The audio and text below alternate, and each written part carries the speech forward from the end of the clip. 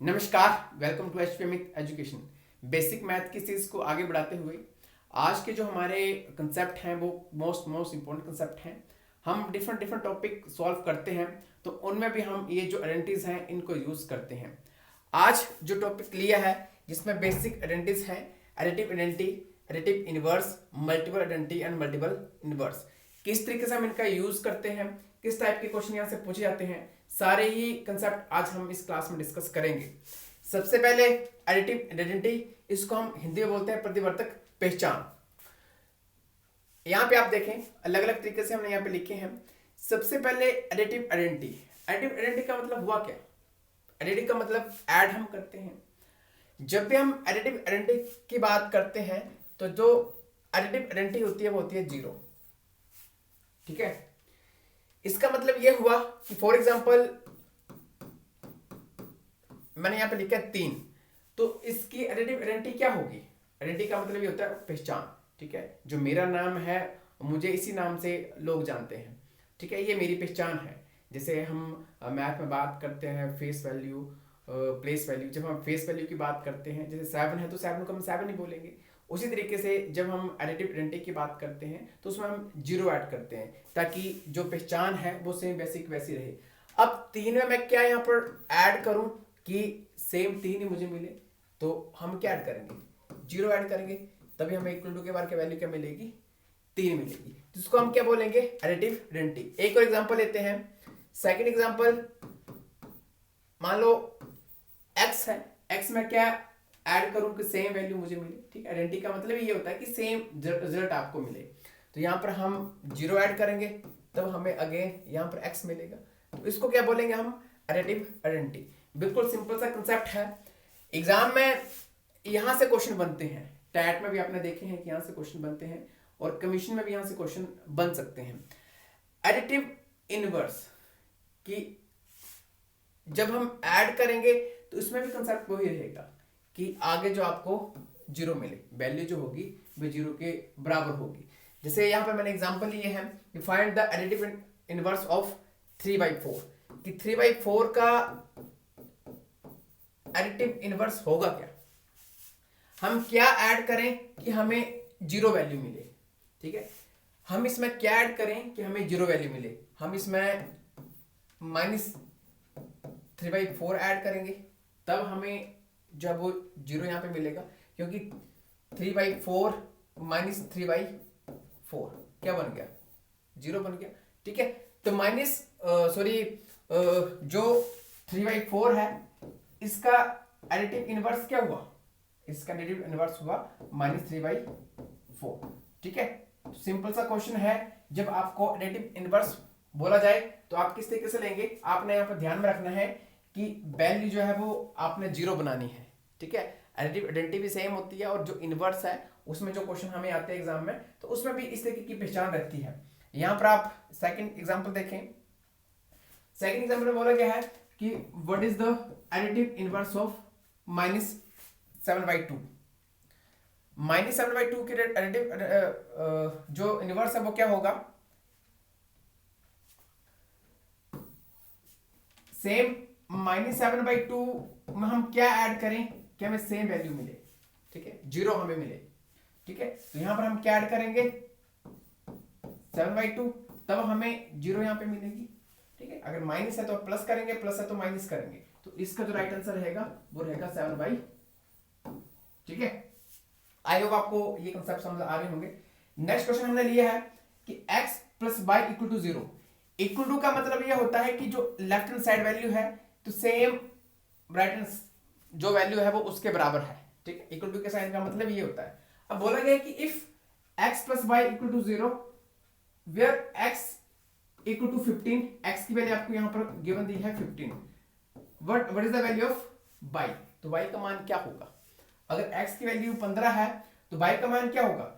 अगर मैं यहाँ पे x की वैल्यू 15 पुट कर दूं तो जीरो मुझे बनाना है क्योंकि इक्वल टू के बाद जीरो है, तो मैं y की क्या वैल्यू पुट करूं?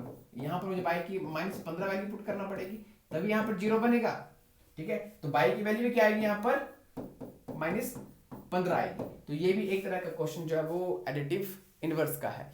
आई होप आपको ये जो कंसेप्ट है एडिटिव आइडेंटिटी और एडिटिव इनवर्स समझ आ गए होंगे। अगेन यहाँ पे मैं एक दो एग्जांपल और ले रहा हूँ कि आपको बोला जाए कि -5/6 का एडिटिव क्या होगा, तो इसका उल्टा होगा 5/6।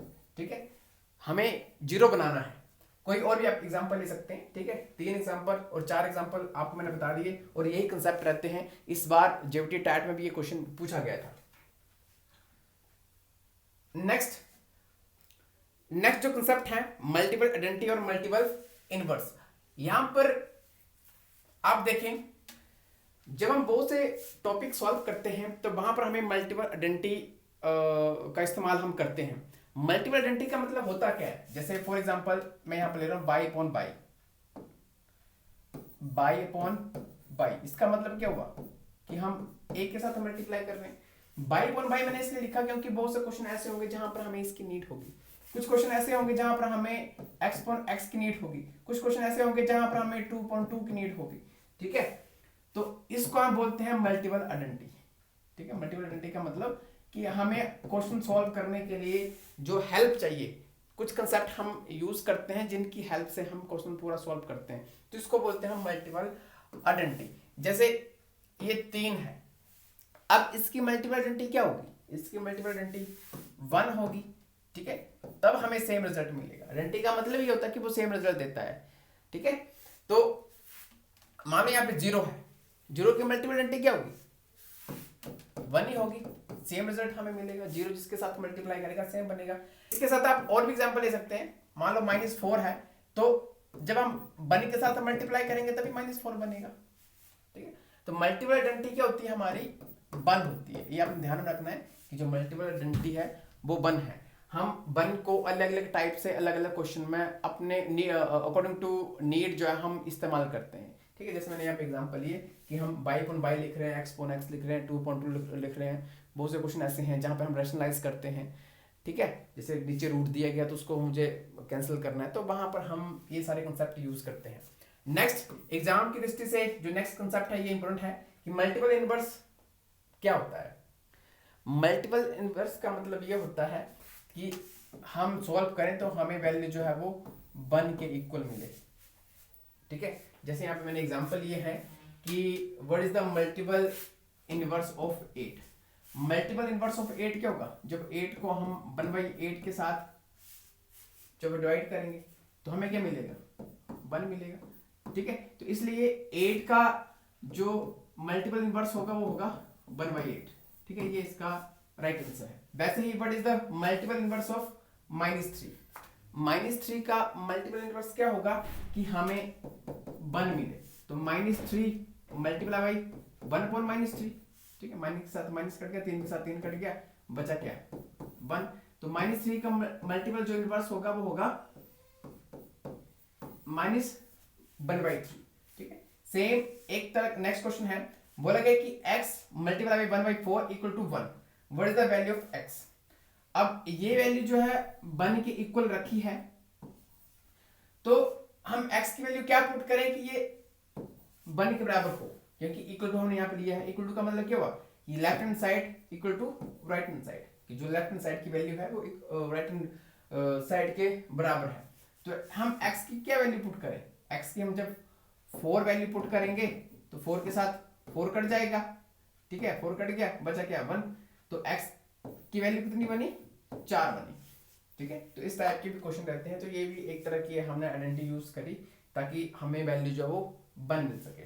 और कोई एग्जांपल आप लेना चाहें तो ले सकते हैं। मान लो मेरे पास 5/7 है, तो इसकी जो मल्टीपल आइडेंटिटी होगी, ठीक है, सॉरी मल्टीपल जो इनवर्स होगा वो होगा 5/7 मल्टीपल बाय 7/5। ठीक है, तभी हमें 1 मिलेगा, तो ये इसका रिजल्ट होगा। वैसे अगर आप माइनस साइन में लेना चाहें तो माइनस साइन में ले सकते हैं कि मान लो 7/9 है, तो इसका मल्टीपल इनवर्स क्या होगा, तो जब हम 9/7 माइनस में मल्टीप्लाई करेंगे तो सेम हमें 1 मिलेगा। ठीक है, यहाँ पर ब्रैकेट में ये साइन है, इसके साथ ये कट जाते हैं और जो कटने वाला वो मैंने काट दिया। ठीक है, बना क्या 1 बना। तो ये कंसेप्ट है। आई हो आपको आज के जो ये कंसेप्ट है ये समझ आए होंगे। क्या एडिटिव आइडेंटिटी होती है, क्या एडिटिव इन्वर्स होता है, क्या मल्टीपल आइडेंटिटी होती है और क्या मल्टीपल इन्वर्स होता है, सारे कंसेप्ट आप समझ गए होंगे। बाकी आपको और कोई डाउट है तो आप हमें कमेंट बॉक्स में बता सकते हैं और आपको जो वहाँ पर रिप्लाई हो जाएगा। धन्यवाद।